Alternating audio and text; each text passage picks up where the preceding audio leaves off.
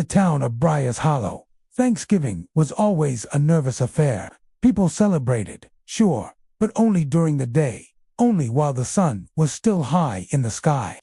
Once dusk settled, every window was locked, every curtain drawn, and no one dared speak of the old stories that haunted the town like a cold breath on glass.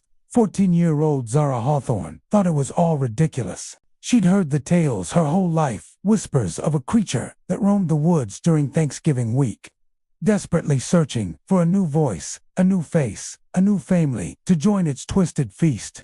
The older kids called it the Hollow One, a spirit starved not for food, but for presence. It craved warm bodies, warm homes, warm laughter, everything it didn't have. Zara always just rolled her eyes. It's just another Briar's Hollow myth, she'd tell her mom. But this year, Thanksgiving felt different. It started the night before the holiday. Zara stepped onto their porch to grab some firewood. The air was sharp with frost, and the single porch light flickered ominously. The woods beyond their yard shimmered with an unnatural moonlight, too bright, too cold, too still. And that's when she saw it, a silhouette, tall, thin, and crooked, like a scarecrow left out in the rain for far too long. She blinked, and it was gone.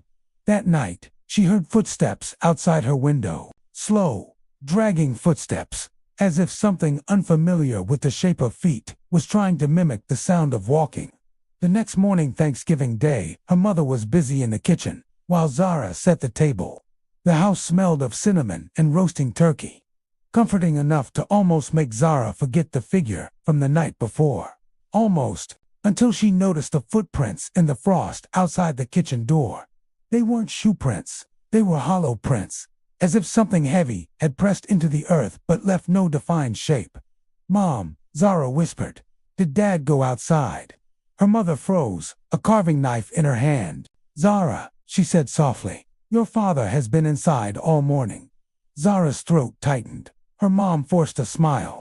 It was probably just an animal, but neither of them believed it. As dusk fell, the power flickered again. The wind carried a faint, repetitive sound, like someone whispering the word hello but not quite understanding how to form it.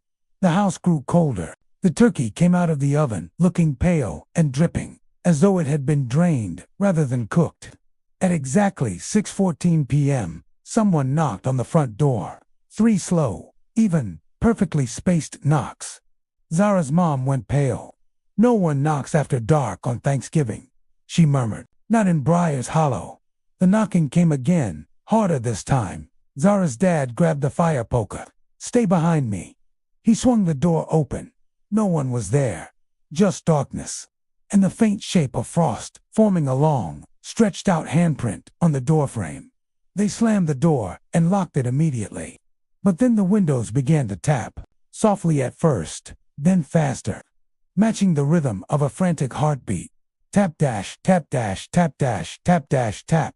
Zara could feel the vibrations travel through the floorboards beneath her feet. Her father shouted, "Everyone into the basement now." They fled down the stairs, slamming the heavy door behind them.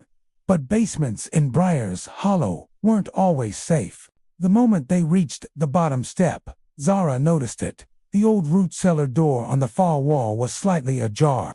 She'd seen her dad seal it shut years ago.